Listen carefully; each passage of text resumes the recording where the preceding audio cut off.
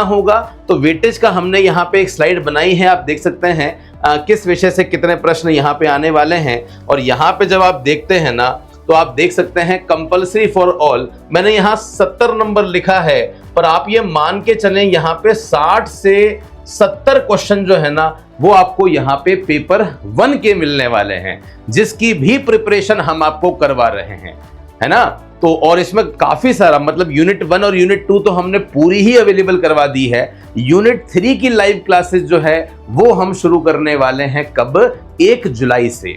तब तक आप यूनिट 1 और यूनिट 2 पढ़ लो। कोऑपरेटिव में बहुत सारी चीज, वैसे तो कंटेंट हमने डाला हुआ है पर फिर भी बहुत सारा जो कंटेंट है वो अनअवेलेबल है, मिसिंग है, उसके लिए हम जो है वो जो तैयारी है वो आपकी शुरू करवाएंगे। 1 जुलाई से आपकी ये क्लासेस शुरू होने वाली है।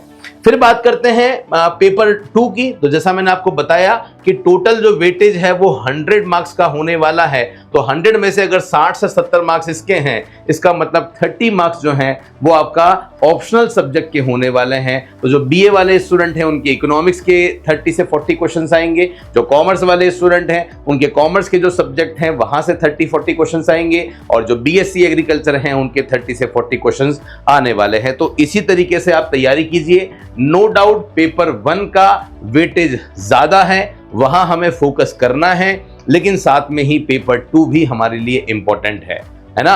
अच्छी बात क्या है, अच्छी बात यह है कि जो भी स्टूडेंट है, जैसे जिसने एमएससी एग्रीकल्चर कर रखा है, हो सकता है उसको कहीं ना कहीं इकोनॉमिक्स और स्टेट्स में डाउट हो, लेकिन जो कॉमर्स वाले स्टूडेंट हैं उन्होंने इकोनॉमिक्स पढ़ी हुई होती है तो फर्स्ट यूनिट उनके लिए आसान है, और उन्होंने स्टेट्स भी पढ़ी होती है। तो कॉमर्स वाले स्टूडेंट्स को इसमें डबल एडवांटेज हो रहा है, क्योंकि जो पहली यूनिट है, जो आपका पेपर नंबर 1 है जिसमें 3 यूनिट है, 3 यूनिट में से कहीं ना कहीं कोऑपरेटिव के बारे में भी कुछ चीजें आपने ऑलरेडी पढ़ी हुई है, और स्टेट्स भी पढ़ी हुई है, इकोनॉमिक्स भी पढ़ी हुई है। तो किसको सबसे ज्यादा एडवांटेज है, अगर आप मेरे से ये क्वेश्चन पूछो तो मुझे लगता है सबसे ज्यादा जो कंपैरेटिव एडवांटेज यहां मिल रहा है, जो तुलनात्मक लाभ यहां मिल रहा है, वो कॉमर्स के स्टूडेंट्स को मिल रहा है। सेकंड नंबर पर जो एडवांटेज है वो इकोनॉमिक्स के स्टूडेंट्स को है, क्योंकि इकोनॉमिक्स के जो स्टूडेंट हैं वो भी इकोनॉमिक्स भी पढ़ते हैं और स्टैटिस्टिक्स भी पढ़ते हैं। तो यस, दोनों में सेम बेनिफिट है। कहीं ना कहीं एमएससी जो एग्रीकल्चर में कर रहे हैं वो इकोनॉमिक्स पढ़ते हैं, लेकिन हाँ काफी सारे टॉपिक ऐसे हैं जो आप प्योर इकोनॉमिक्स में नहीं पढ़ते।